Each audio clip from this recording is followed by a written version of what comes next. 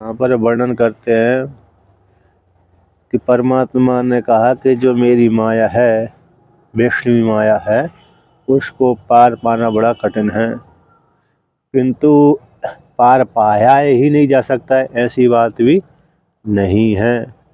अर्थात जिस साधक अथवा साधिका ने मेरी शरण ग्रहण कर ली, तो ऐसा वो साधक अथवा साधिका मुमुक्षुगण उस माया को, जो मेरी वैष्णवी माया है, उसको पार कर जाता है, संसार सागर से मुक्त हो जाते हैं। जो जीवात्मा और परमात्मा का एक रूप से चिंतन करता है, ऐसा वो साधक और साधिका उससे मेरी जो वैष्णवी माया है, त्रिगुणात्मक जो माया है, सत्वरज तम वाली जो माया है वैष्णवी माया, उसको पार कर जाता है। और जो मेरी शरण ग्रहण नहीं करता है, तो वो तीनों गुणों से मोहित होकर के संसार सागर में विचरण करते हैं, ऐसा वर्णन कर दिया। अब पुनः और भगवान श्री कृष्ण कहते हैं कि यदि त्वाम प्रपन्ना मायाम एताम तरंती कस्मात् त्वामेव सर्वे न प्रति प्रापद्यन्ते इति उच्यते। भगवान कहते हैं, पूर्व पक्षी प्रश्न करता है कि यदि आपकी शरण जो ग्रहण कर लेता है, तो वह शरण ग्रहण करने वाला व्यक्ति इस माया को पार पा जाते हैं। जिस साधक अथवा साधिका ने भगवान वासुदेव के चरणों में अपने आप को अर्पण कर दिया, अर्थात शरण ग्रहण कर लिया। शरण ग्रहण का अर्थ हो गया कि अभेद रूप से चिंतन करना। तो ऐसा जो अभेद रूप से, पहले तो भेद रूप से चिंतन करता है अधिकारी बनने के लिए, फिर बाद में भेद रूप से चिंतन करते करते करते वही व्यक्ति अभेद रूप से चिंतन करने लगता है। तो इस प्रकार से अभेद रूप से जब चिंतन करने लगता है, तो फिर माया को पार पा जाता है। तो आपकी शरण जो ग्रहण कर लेते हैं वे माया से पार पा जाते हैं। तो अकस्मात किस कारण से आपको सभी न प्रतिपद्यन्ते, अकस्मात त्वाम एव सर्वे न प्रतिपद्यन्ते, तो किस कारण से आपकी शरण ग्रहण नहीं करते सारे व्यक्ति। जिसने शरण ग्रहण करी है वो तो माया को पार कर जाते हैं, फिर किस हेतु से, जब आप ऐसे स्वभाव वाले हैं, ऐसे गुण वाले हैं, तो फिर आपकी शरण ग्रहण क्यों नहीं करते। ऐसे आपने शिव महिमन स्तोत्र सुना होगा, तो उसमें एक आया है, श्लोक आता है, वपुष्प्रादुर्भावा धनुमितमिदं जन्म निपुरा पुरारे न क्वापि क्षणमपि भवन्तं प्रणतवान् नमन मुक्ता संप्रत्यहमतनुरग्रे प्रणतिमा इति सा क्षन्तव्यम तदिदम परादा द्वयमपि।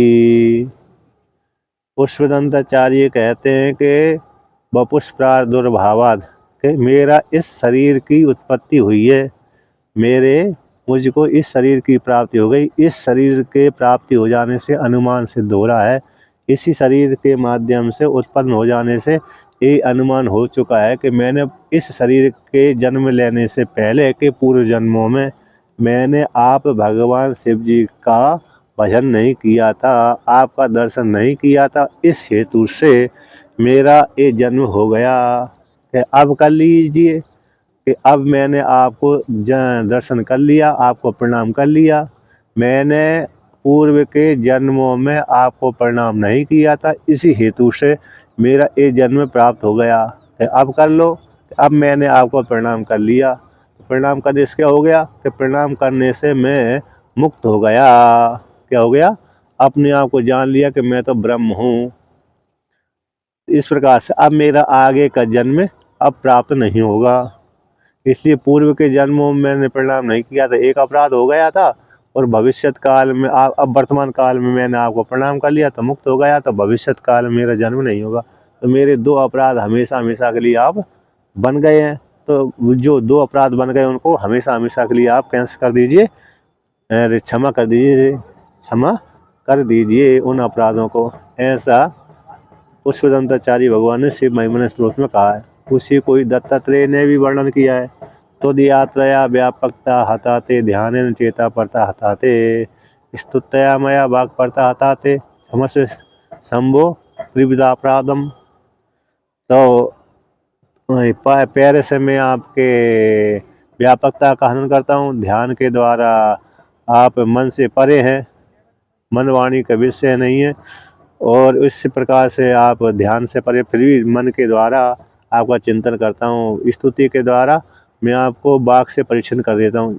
यद्यपि आप वाक से भी परे हैं, मन से भी परे हैं और पैर से भी वहाँ पे नहीं जा सकते, फिर भी मैं आपको सगुण रूप से चिंतन करता हूँ। इसलिए जो अपराध बन गए, मेरे अपराध बनते हैं, वो अपराधों को क्षमा कर दीजिए। ऐसे स्वभाव वाले आप परमात्मा हैं, तो ऐसे स्वभाव वाले होते हुए आपका भजन क्यों नहीं करते? तो यहाँ पर भजन का अर्थ हो गया, आपका सेवन का अर्थ हो गया अभेद रूप से चिंतन करना। अब एक से मई मन में एक श्लोक आता है, रुचि नाम वैचित्र्या ऋजिकुटिल नाना पतयसा नृणाम एको गम्यस्तमसि पैसा मरणम विवा अर्ण विवा। ये व्यक्ति क्या करता है, जन्म लेता है, ग्रहण, जन्म के पश्चात युवा अवस्था में प्राप्त होता है। अब उस युवा अवस्था में प्राप्त हो जाने के कारण पूर्व जन्म के अनुसार वर्तमान काल में जो जन्म प्राप्त हुआ, अब वो साधु बनने के लिए घर से निकला। कैसे? साधु बनने के लिए, अन्न के लिए निकला घर से। तो जैसे बाजार में बहुत सी दुकान लगी रहती हैं, तो जिस दुकान में चला गया तो उसको वही दुकान अच्छी लगती है कि हाँ यही यही दुकान वाला अच्छा सामग्री सामान देता है, यही मेरे लिए, इसी दुकान से मैं सामग्री खरीदूंगा, ये अच्छा है। उसी प्रकार एक दृष्टांत तो गया, जैसे बहुत सी दुकान तो लगी हैं, परीक्षा नहीं कर पाता व्यक्ति, तो इसलिए जो दुकान, जिस दुकान में प्रवेश कर गया उसी दुकान से सामान ले लेता है, चाहे वो महंगा हो चाहे वो सस्ता हो। अब उसी प्रकार से व्यक्ति घर का त्याग कर दिया, तो वो इसको कहीं नैयायिकों के आश्रम में चला गया, कहीं बौद्धों के आश्रमों में चला गया, कहीं जैनों के आश्रमों में चला गया, कहीं सांख्य वालों के आश्रम में चला गया, कहीं अरे मीमांसा के आश्रम में चला गया, और कहीं व्यक्ति वेदांतियों के आश्रम में चला गया। तो जिस आश्रम में चला गया उसी आश्रम को वो कहते हैं यही कल्याणकारी है, इसी से मैं कल्याण को प्राप्त कर लूँगा, ऐसा वो मानता है। कौन? वो साधक है। तो रुचि, अपनी रुचि के अनुसार उसको वही अच्छा लगता है। कैसा लगता है? जिससे आश्रम में प्रवेश कर गया, जैसे वैष्णव महात्मा में, वैष्णव वालों के आश्रम में चला गया व्यक्ति, तो वैष्णवों से दीक्षा ले ली व्यक्ति ने, तो कहता है हाँ ये वैष्णवों से ही मेरा कल्याण हो गया।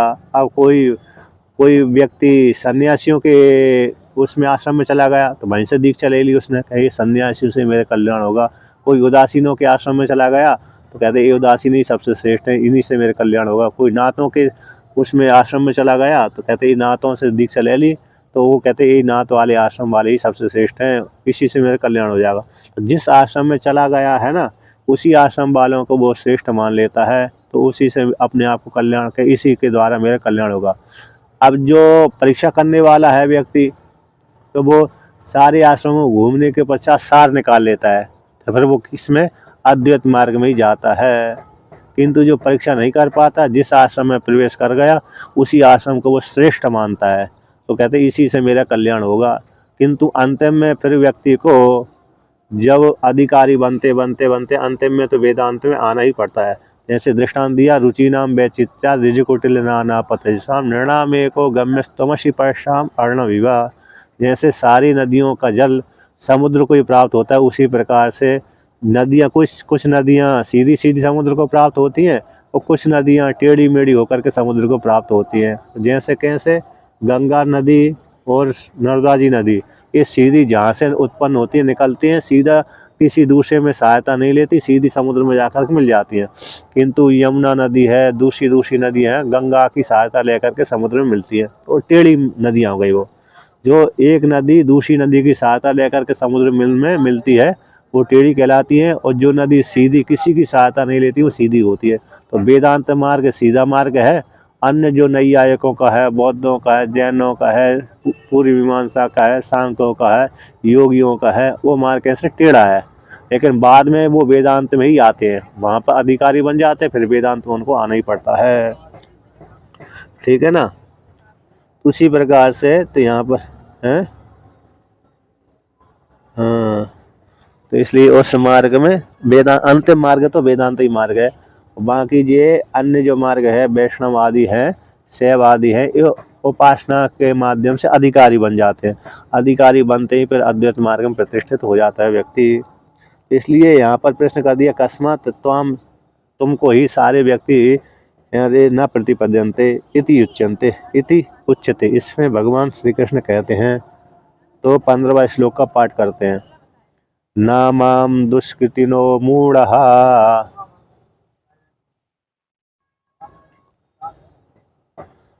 प्रपद्यन्ते नराधमः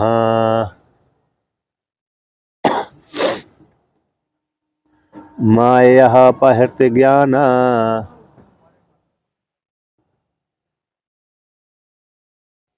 आसुरं भावमाश्रितः।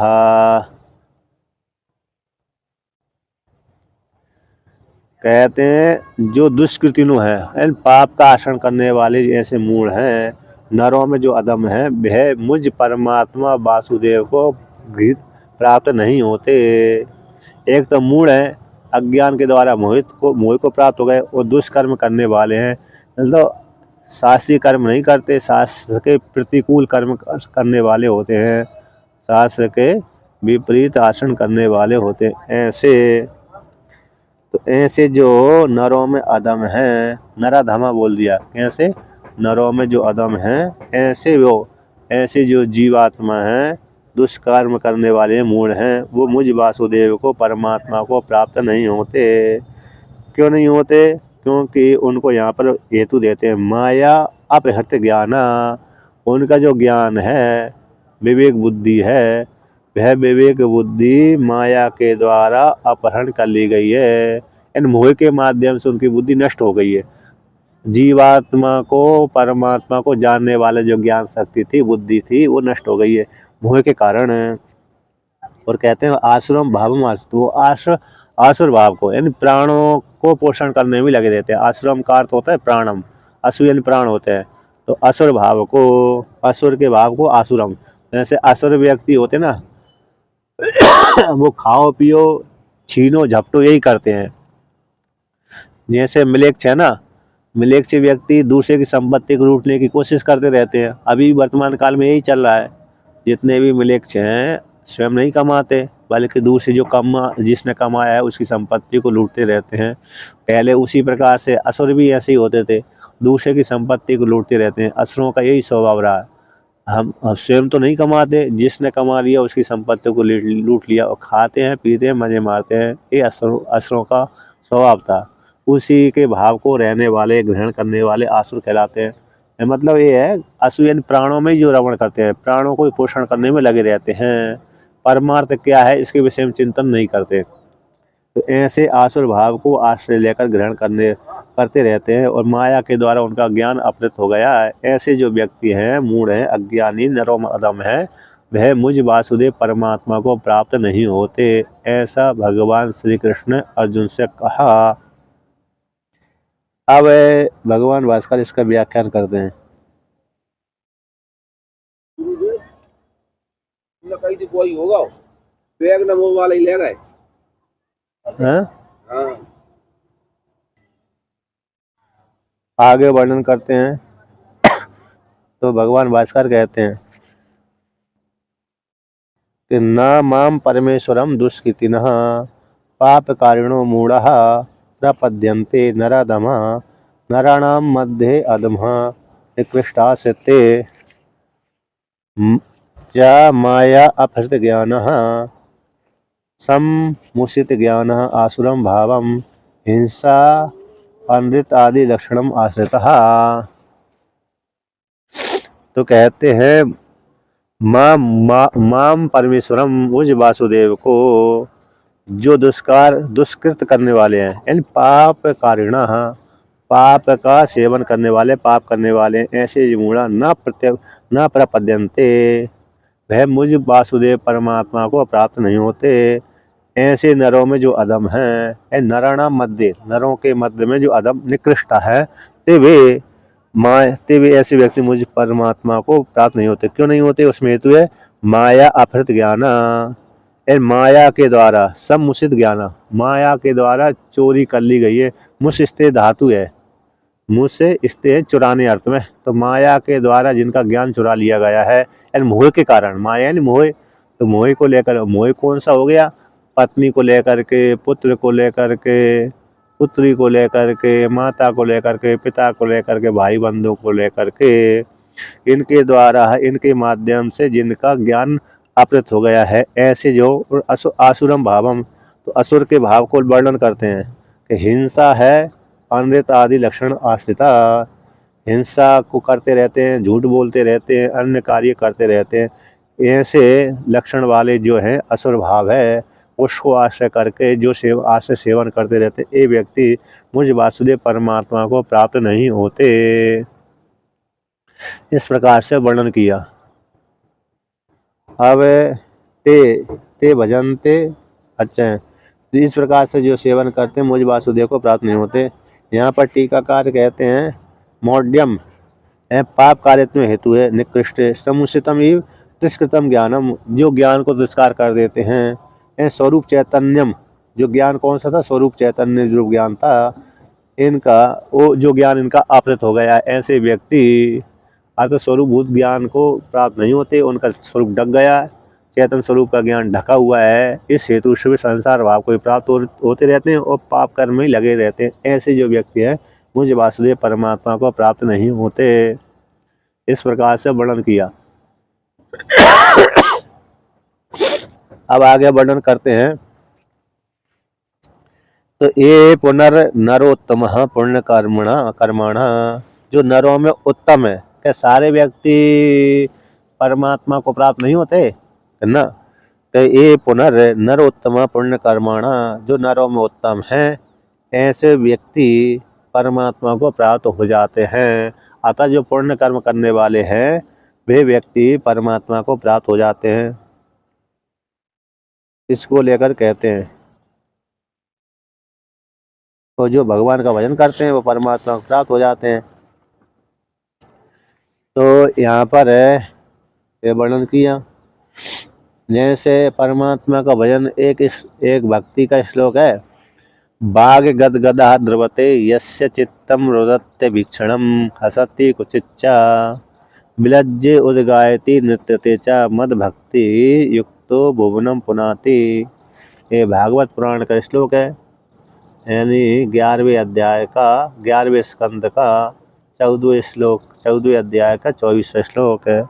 जिसकी वाणी गदगद होकर के द्रवित करती है, जिसका चित्त हमेशा चित्त में रुदन आता रहता है, बार बार कहते हैं रुदति अभीक्षणम, देखता रहता है, हंसता रहता है, उचित कहीं कहीं पर कभी हंसता है, कभी देखता है, कभी रोता है, कभी विभिन्न प्रकार से गाता रहता है, नाचता रहता है।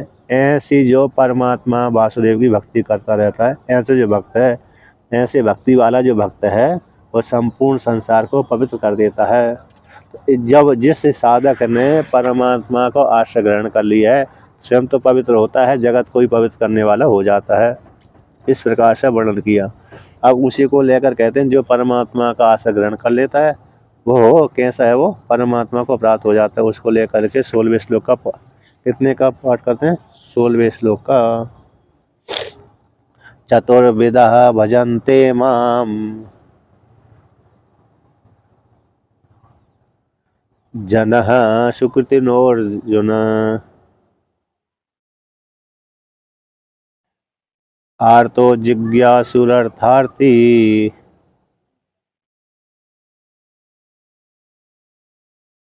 ज्ञानी च भरतर्षभः। कहते हैं चतुर्विधा भजन्ते माम परमात्मानम वासुदेवम, मुझ वासुदेव परमात्मा को 4 प्रकार के भक्तजन भजन करते हैं, सेवन करते हैं। कौन? सुकृत करने वाले, पुण्य कर्म करने वाले जो जन हैं, जन है सुकृतनो, सुकृत कर्म पुण्य कर्म कर, सुकृतो का अर्थ हो गया पुण्य कर्म, तो पुण्य कर्म करने वाले जो जन हैं, ऐसे 4 प्रकार के भक्तजन मेरे का सेवन करते हैं। हे अर्जुन, भजनते, भज सेवायाम धातु है, सेवन करते हैं, भजन करते हैं। वो कौन से 4 प्रकार के भक्तजन मेरा सेवन करते हैं कि आर्तो जिज्ञासु अर्थार्थी ज्ञानी च भरतर्षभा। एक तो आर्त है, कहीं दुखी हो गया, कैसा है, दुखी, कहीं फंस गया, शेर के चंगुल में फंस गया, यानी उसके चंगुल में फंस गया, लूटने वालों के चंगुल में फंस गया, अन्य के चंगुल में फंस गया, तो उसको बोलते हैं आर्त है।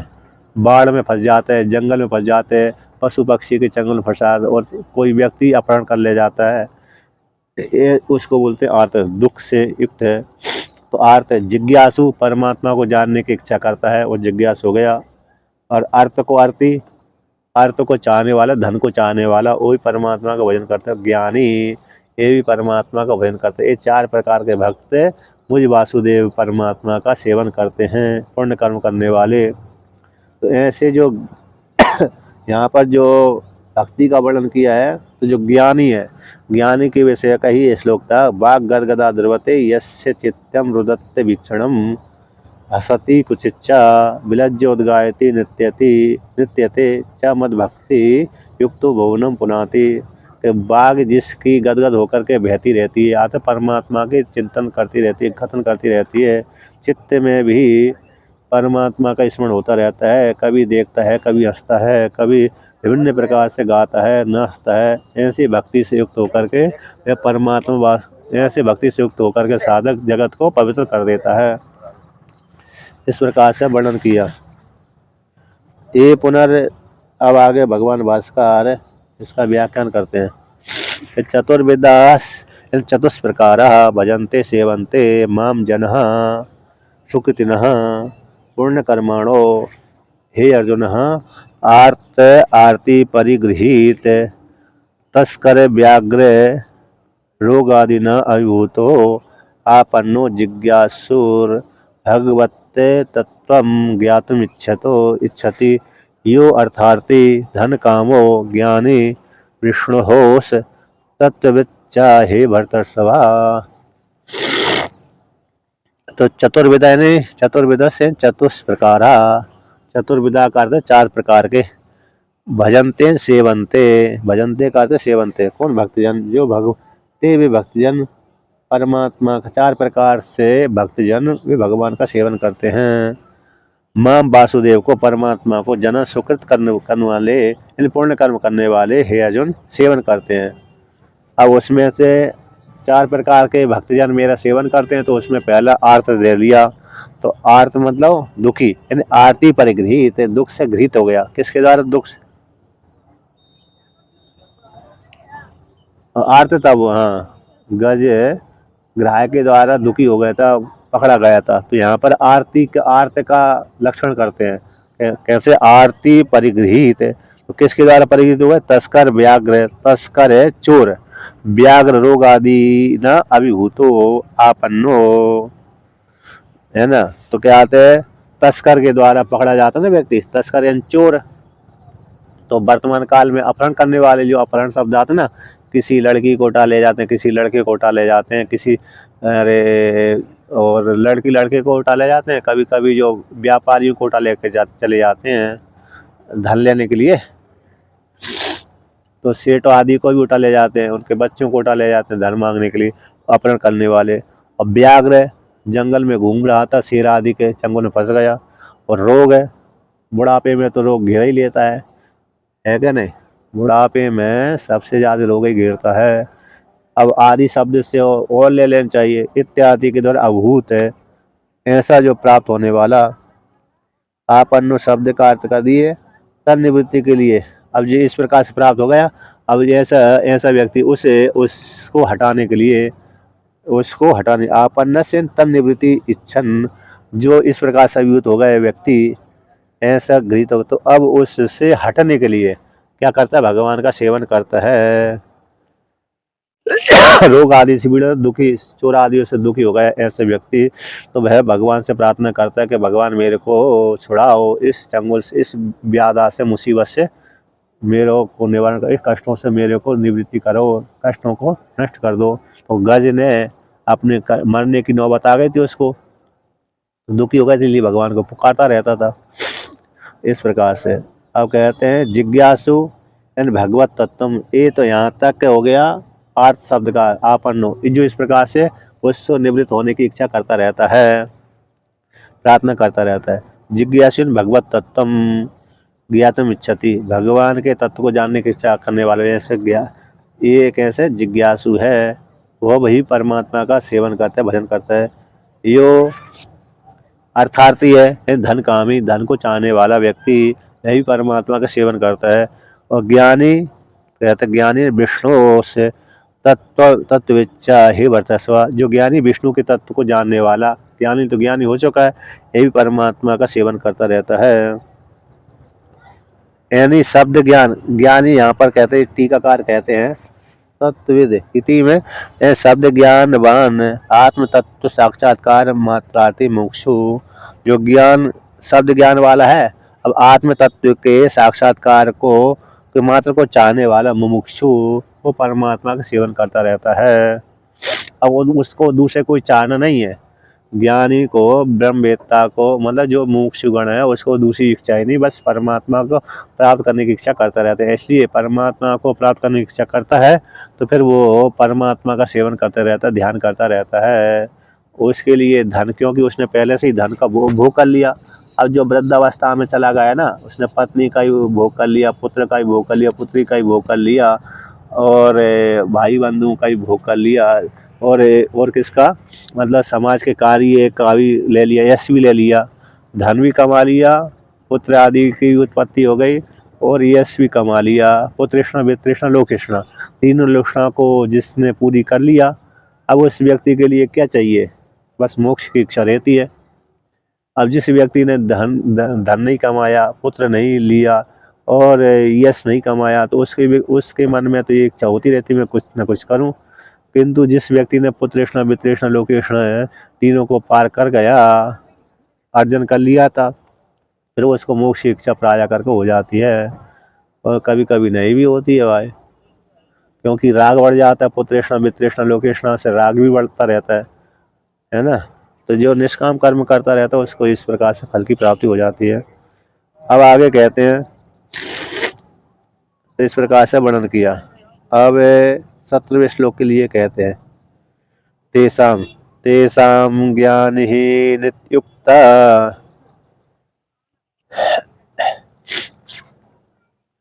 एक भक्तिर्विशिष्यते,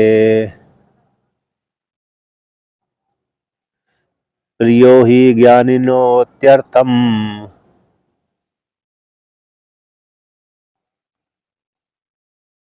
अहम साचा मम प्रियः।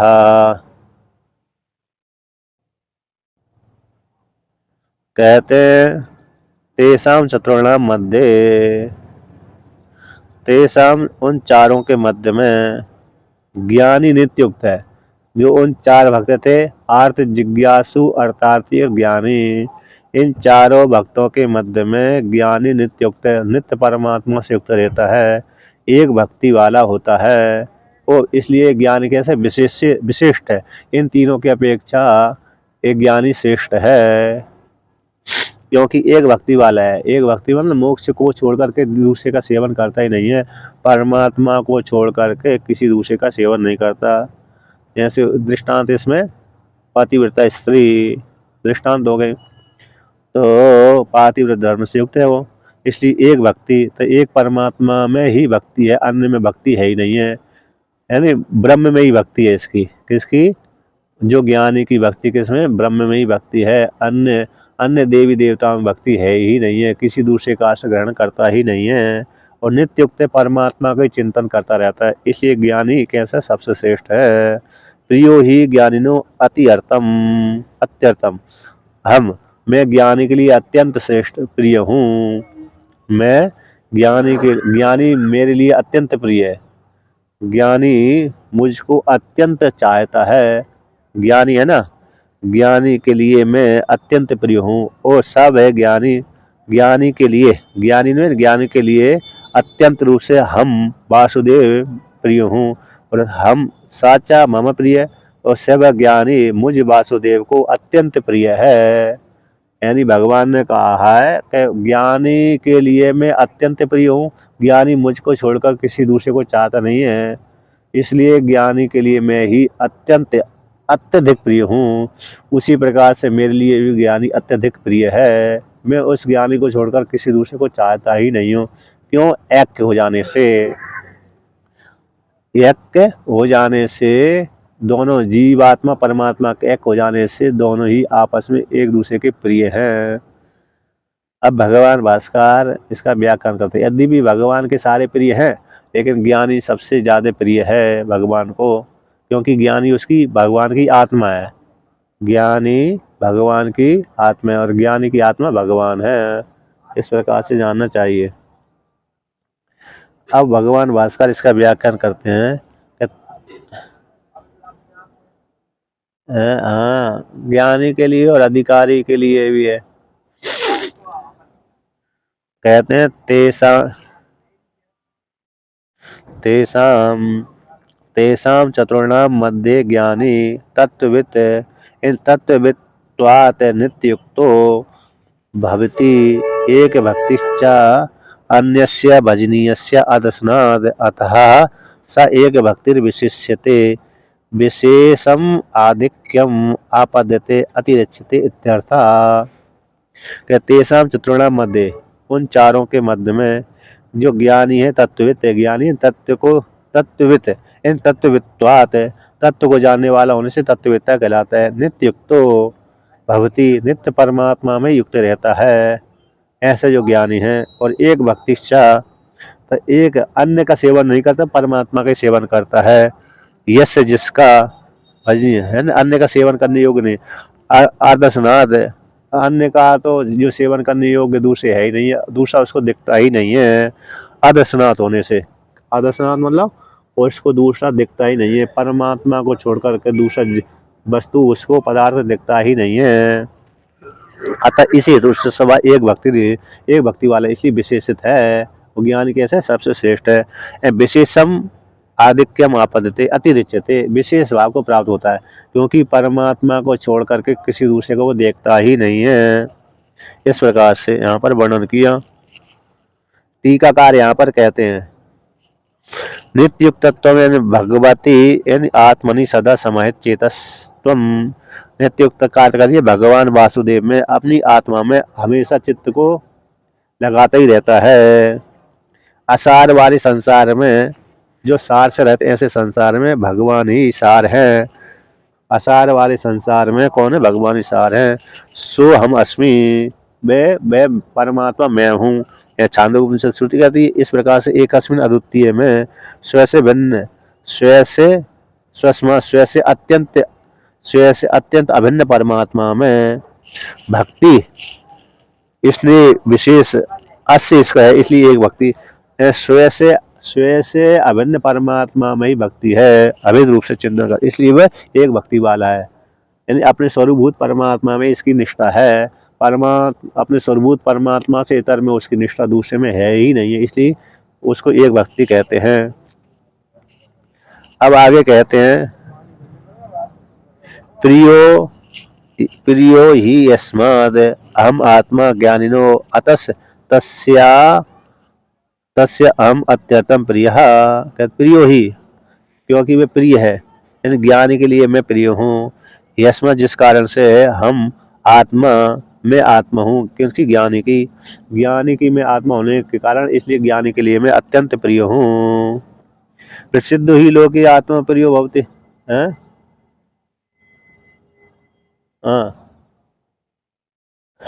हाँ, ज्ञान ही भगवान को अत्यधिक प्रिय है। इसी श्लोक के उन्होंने व्याख्यान किया। तो प्रसिद्धम ही लोके आत्मा प्रिय भवति, कहते लोक में प्रसिद्ध है कि आत्मा सबसे ज्यादा प्रिय है। यानी न पत्यु कामाय पति प्रिय भवति, आत्मनस्तु कामाय प्रिय भवति। न पत्यु कामाय पति प्रिय भवति, आत्मनस्तु कामाय पति प्रिय भवति। न प्रियः कामाय प्रिय भवति, आत्मनस्तु कामाय प्रिय भवति। तो पति की कामना के लिए पति अपनी इच्छा की पूर्ति के लिए पत्नी से प्रेम करता है, उसी प्रकार से पत्नी भी अपनी इच्छा की पूर्ति के लिए पति से प्रेम कर रही है, एक दूसरे को स्वार्थ को लेकर के। इसलिए हर व्यक्ति अपने के लिए ही दूसरे से प्रेम करता है, इसलिए आत्मा ही सबसे ज्यादा प्रिय है। यम आत्मा परानंद है, एक श्लोक है पंचदशी माता है, यम आत्मा परानंद पर प्रेमास्पदम यतः मान भूवम इति भूयासम, मान भूमि ही भूयासम इति प्रेमात्मनि इच्छते। है जो आत्मा है परानंद है, पर प्रेमास्पद है, मैं न रहूं ऐसी बात नहीं, आकर मैं बना रहूं। इस प्रकार से आत्मा में प्रेम देखा जाता है, अन्न में नहीं देखा जाता है। जैसे घर में कहीं आग लग जाए, अचानक अचानक आग लग गई, तो फिर व्यक्ति सबसे पहले जिसको मौका मिला सबसे पहले वही भागता है, अपने आप को बचाता है। घर में लगी हुई आग को रात्रि के समय लग जाए तो फिर व्यक्ति भगेगा, तो कौन भगेगा? सबसे पहले स्वयं ही भगेगा, जिसकी पहले नींद खुल गई या तो जो देखेगी आग लग गई तो वो ही भागेगा। फिर बाद में अपने पत्नी पुत्र आदि को बचाने के लिए कोशिश करेगा, वो राग के कारण, कि मैं अपनी पत्नी को बचाऊं, पुत्र को बचाऊं, उस प्रकार से। इसलिए हर व्यक्ति अपनी आत्मा से ज़्यादा प्रेम करता है, दूसरे से प्रेम नहीं करता। दूसरे से प्रेम तो स्वार्थ को लेकर के होता है, चाहे वो पत्नी हो, चाहे वो पुत्र हो, चाहे पति हो, कोई भी हो, तो वहाँ पर स्वार्थ बैठा ही रहता है।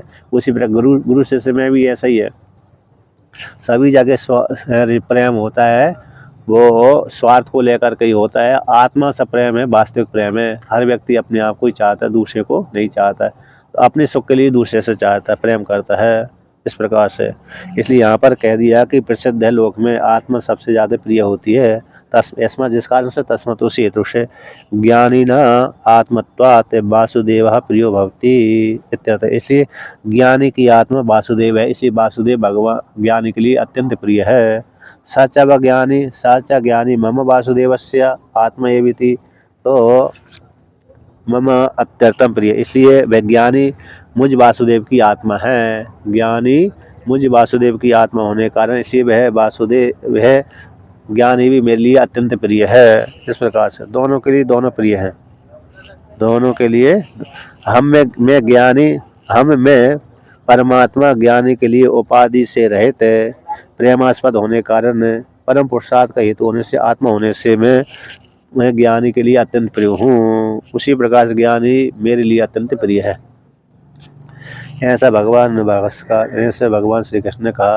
अब आगे कहते हैं, अब ऐसा प्रश्न हो गया, ऐसा प्रश्न बन गया, शंका हो गई कि भगवान के लिए ज्ञानी प्रिय है तो अन्य प्रिय नहीं होंगे। तीन आर्त, जिज्ञासु, अर्थार्थी।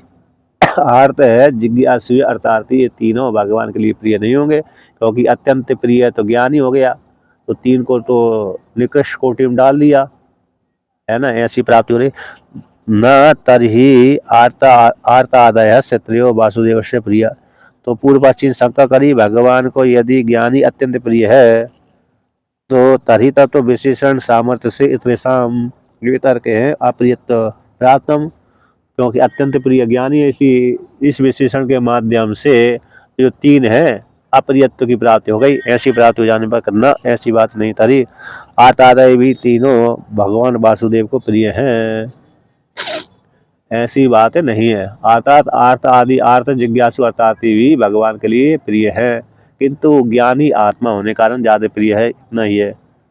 तो न तरी कहते तरी तो आर्तादय भगवान वासुदेव के प्रिय नहीं होंगे, ऐसी प्राप्त हो जाने पर सिद्धांत कहता ना, ऐसी बात नहीं। किम तरी, तो कैसे भगवान को ये अत्यंत रूप से आपने कह दिया अत्यंत ज्ञान ही प्रिय है, ऐसा क्यों कह दिया?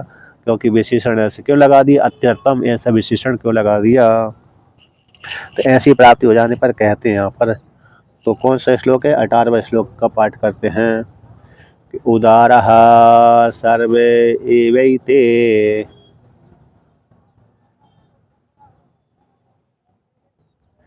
ज्ञानी त्वात्मैव मे मतम्।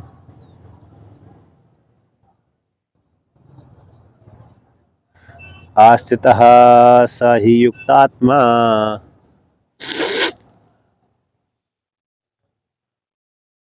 वामे वानुत्तमां गतिम्।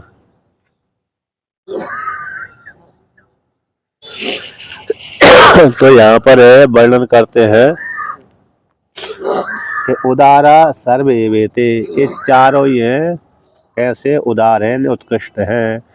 ज्ञानी तो आत्मा ही है, कहते अत्यंत प्रिय, फिर भी ये तीन भी कैसे उदार हैं, उत्कृष्ट हैं।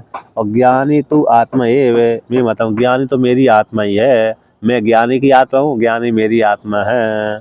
इसलिए मैं मतम, मुझको स्वीकृत अभिप्रेत है, इसलिए अत्यंत प्रिय है ज्ञानी, क्योंकि ज्ञानी अपने आप को भेद रूप से जानता ही नहीं, मुझ में और वासुदेव में भेद नहीं जानता, इसलिए ज्ञानी कैसा है, मेरे लिए, मेरी आत्मा होने के कारण मेरे लिए अत्यंत प्रिय है। मुझ में और ज्ञानी में कोई भेद नहीं है, जैसे मैं वासुदेव है उसी प्रकार से ज्ञानी भी है।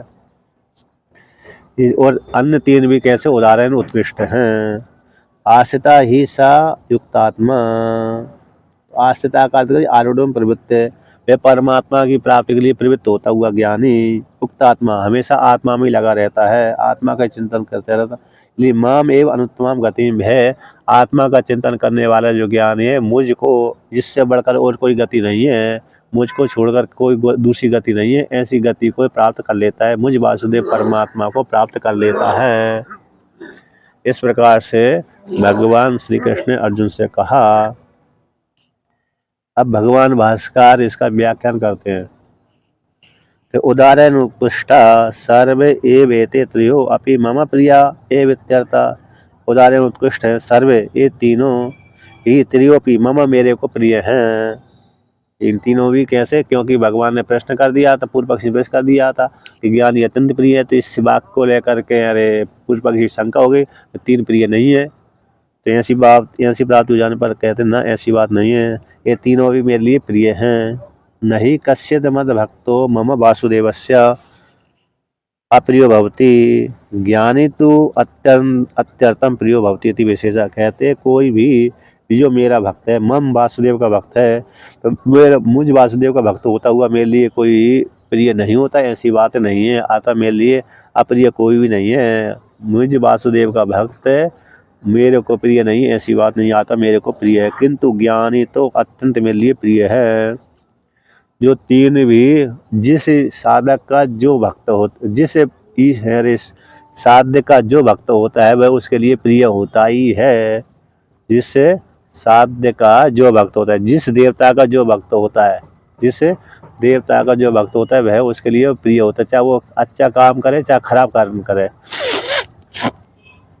जैसे एक दृष्टांत आता है लोक में, पौराणिक दृष्टांत है कि एक राक्षस था।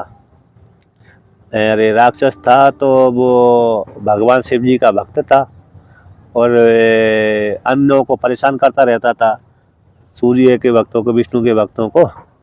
तो सूर्य को एक बार क्रोध आ गया उस राक्षस के ऊपर, तो उस राक्षस के ऊपर जब क्रोध आ गया तो सूर्य भगवान ने उसको मार दिया। तो भगवान शिव जी ने देखा कि इस सूर्य भगवान ने मेरे भक्त को मार दिया, तो भगवान शिव जी उस सूर्य को मारने के लिए त्रिशूल लेकर पीछे पड़ गए। तो फिर वो सूर्य भगवान ने देखा कि ये तो मेरे को मारने आ रहे हैं, तो सूर्य भगवान अपने पिता के शरण में गया। पिता पुत्र दोनों ही भगवान श्री कृष्ण विष्णु के शरण में चले गए। तो वहां पर ये आता है कि जो व्यक्ति जिसका भक्त होता है, जो व्यक्ति जिस देवता का भक्त होता है, वह देवता के लिए वह प्रिय होता है ना, अप्रिय नहीं होता। किंतु कहते हैं यहाँ पर भी, किंतु ज्ञानी तो अत्यंत प्रिय होता है सभी के लिए, जो अभिन्न रूप से चिंतन करता है। भगवान वासुदेव कहते हैं यद्यपि सभी मेरे लिए अप्रिय, सभी मेरे लिए प्रिय है, किंतु ज्ञानी तो मेरे लिए अत्यंत प्रिय है। तत् कस्मादिति, यह किस कारण से ज्ञानी अत्यंत प्रिय है आपके लिए, तो कहते हैं ज्ञानी तु आत्मा एव न अन्यो मत्ता इति मे मम मतम निश्चय। तो ज्ञानी तो आत्मा है, वह मुझ वासुदेव से अन्य कुछ जानता ही नहीं है, मुझ वासुदेव परमात्मा को अन्य रूप से जानता नहीं है, मुझ इससे अन्य नहीं है। इस हेतु से मैं मतम निश्चय है कि मुझ वासुदेव से भिन्न दूसरे का वो चिंतन नहीं करता है, इस प्रकार दृढ़ निश्चय है। अब आगे कहते हैं आश्रितायन आरूढ़ प्रवृत्तः स ज्ञानी ही यस्माद् अहमेव भगवान वासुदेवो न अन्यो अस्मि इति एवं युक्तात्मा समहित चित्तः सन् मामेव परम ब्रह्म गंतव्यम अनुत्तमां गतिम गंतुम प्रवृत्ता इत्यर्थः। तो कहता आश्रित आरूढ़ प्रवृत्ता, आरोहण होने के लिए प्रवृत्त है, आरोहण होने के लिए प्रवृत्त होता हुआ सब ज्ञानी, परमात्मा की प्राप्ति के लिए प्रवृत्त होता हुआ ज्ञानी। इस कारण से हमें वासुदेव, जो मैं ही वासुदेव हूँ, ऐसे वासुदेव से अन्य कोई दूसरा है ही नहीं है, ऐसा इस प्रकार से चिंतन करता हुआ वह ज्ञानी युक्त आत्मा है, समाधि चित्त वाला, अर्थात परमात्मा में चित्त लगाने वाला सन होता हुआ मुझ परमात्मा को, मुझ वासुदेव को, पर ब्रह्म को गंतव्यम प्राप्त होता है। इन वासुदेव से अभिन्न चिंतन कर लेता है, वासुदेव परमात्मा को अभिन्न रूप से चिंतन करता है। यानी वासुदेव परमात्मा कौन है? परब्रह्म परमात्मा है। इस प्रकार से चिंतन करने वाला वह अनुत्तम गति को प्रवृत्त हो जाता है। इससे बढ़कर कोई दूसरी गति नहीं, परमात्मा को छोड़कर के कोई दूसरी गति है ही नहीं है। इस प्रकार से वो उसको प्राप्त हो जाता है, यानी परमात्मा को ही प्राप्त होता है। इस प्रकार से वर्णन किया। अब ऐसा वर्णन कर दिया तो अब 19वें श्लोक को लेकर कहते हैं, ये व्यक्ति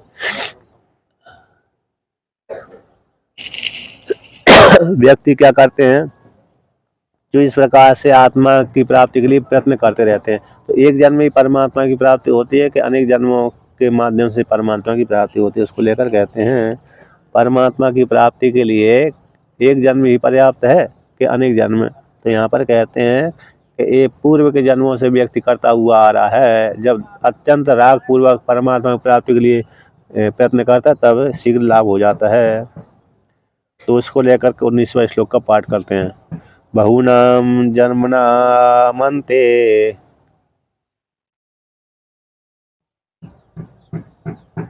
ज्ञानवान् मां प्रपद्यते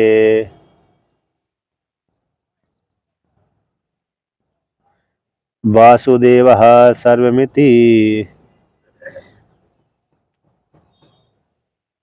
स महात्मः सुदुर्लभः।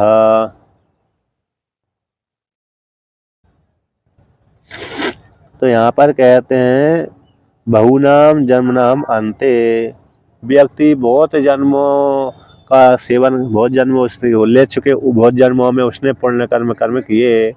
तो बहुत जन्मों पुण्य निष्काम कर्म करता रहता था, पुण्य कर्म करता रहता था। उस पुण्य कर्मों का संस्कार बन गया। क्या बन गया? पुण्य कर्मों का संस्कार, वासना। उसी वासना के माध्यम से अंत में वह ज्ञानी अंतिम आत्मा का चिंतन करते करते, एक जन्म से चिंतन नहीं करता व्यक्ति, अनेक जन्मों से चिंतन करता हुआ आ रहा है। जब अंतिम काल आ गया तो उसको वो ज्ञान चिंतन परिपक्व हो गया, फल देने के लिए उन्मुख हो गया। ऐसे जो ज्ञान वाला मुझ वासुदेव को प्राप्त हो जाता है अंत में। अंत यानी बहुत जन्मों के द्वारा संचय हो गया पुण्य कर्म, उन पुण्य कर्म के द्वारा वो उसका पाप निवृत्ति हो गई। आत्मा का चिंतन करता रहा, वो चिंतन भी एक जन्म से नहीं किया उसने, अनेक जन्मों से करता हुआ आ रहा था, लेकिन दृढ़ नहीं हो पाया था। इसलिए अंतिम काल में जाकर के पुरुष को दृढ़ निश्चय हो गया। तो दृढ़ निश्चय हो जाने वाले वो साधक मुमुक्षु को भय मुमुक्षु अंत में मुझ वासुदेव को प्राप्त हो जाता है। ऐसा ज्ञान वाला व्यक्ति, यानी जिस काल में उसकी अविद्या निवृत्ति हो गई उसी काल में परमात्मा को प्राप्त हो जाता है। वो किस प्रकार से चिंतन करता है कि वासुदेव सर्वमिति, वह जितना भी जगत प्रपंच दिख रहा है वही वासुदेव है। उस वासुदेव से दूसरा कोई भिन्न है ही नहीं है। वासुदेव परमात्मा से भिन्न कोई दूसरा है ही नहीं है। मैं भी उस परमात्मा से भिन्न नहीं हूँ, परमात्मा भी मुझसे भिन्न नहीं है। तो वासुदेवा सर्वमिति, जितना भी जगत प्रपंच दिख रहा है वही वासुदेव है, और जो भी जीव आदि दिख रहे हैं वही वासुदेव है। मुझ वासुदेव से भिन्न कोई दूसरा है नहीं है। सब कुछ वासुदेव है। इस प्रकार से चिंतन करने वाला, जानने वाला व्यक्ति मुझ वासुदेव को प्राप्त हो जाता है। ऐसा सब महात्मा सुदुर्लभ, ऐसा चिंतन करने वाला जो महात्मा है दुर्लभ है। इस प्रकार से सहस्रों में कोई एक ही हो पाता है ऐसा चिंतन करने वाला। अब भगवान भास्कर इसका व्याख्यान करते हैं। कहते हैं, बहुनाम जन्म ज्ञानार्थ संस्कार आश्रयाणाम अन्ते समाप्तौ ज्ञानवान प्राप्त परिपाक्य ज्ञानो माम वासुदेवम पृथक आत्मानं प्रत्यक्षता प्रपद्यते। के बहुनाम जन्म, कहते हैं बहुत जन्मों से ज्ञान के लिए उसको कर्म करता रहता था, पुण्य कर्म करता रहता था। बहुत जन्म लेकर बहुत जन्मों में ज्ञानार्थ संस्कार, ज्ञान के लिए पुण्य कर्म करता था। ज्ञानार्थ संस्कार यानी वासना, तत्त जन्म उस जन्म में पूर्व के जन्मों में पुण्य कर्म के अनुष्ठान से उत्पन्न होने वाली बुद्धि शुद्धि और बुद्धि शुद्धि को आश्रय करके कहते तद बताम अनंतानाम जन्मना, अनंत जन्मों से लेकर के बुद्धि शुद्धि के लिए कर्म करता रहता था और परमात्मा की प्राप्ति के लिए कर्म करता रहता था। ऐसा व्यक्ति अंतिम काल में, अंतिम जन्म में उसको ज्ञान की प्राप्ति हो जाती है। तो ज्ञान के लिए ज्ञानार्थ संस्कारों को आश्रय लेकर के अंत में अंतिम समाप्ति हो जाने पर वो जगत की वासना नहीं मिले तो कहीं परमात्मा की प्राप्ति की वासना प्रबल हो जाने से आत्मा का चिंतन करते करते करते आत्मा की प्राप्ति हो जाती है। ऐसे जो ज्ञान वाला व्यक्ति प्राप्त परिपाक ज्ञान हो, आत्म तत्व की प्राप्ति उसको हो जाती है। ऐसा कोई नहीं है, तीसरे जन्म की बात नहीं है। जब दृढ़ निश्चय हो जाए उसी, चाहे एक जन्म हो, चाहे 2 जन्म हो, चाहे 10 जन्म हो, दृढ़ निश्चय जिस काल में होगा उसी काल में होए।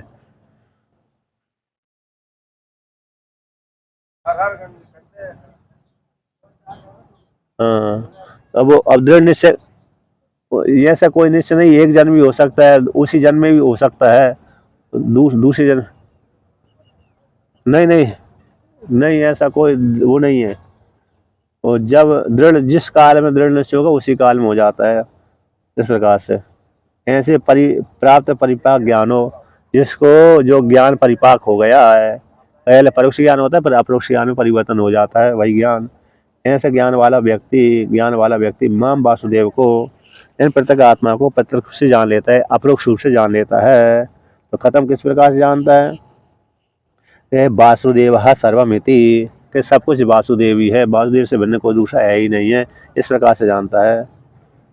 या एवं सर्वात्मान माम प्रपद्यते, जो इस प्रकार से सर्वात्मा को मुझ वासुदेव को प्राप्त होता है। सब हम आत्मा न तत्समो अन्यो अस्ति अधिको वा, उसके समान कोई दूसरा है भी नहीं है, उससे अधिक भी कोई दूसरा नहीं है।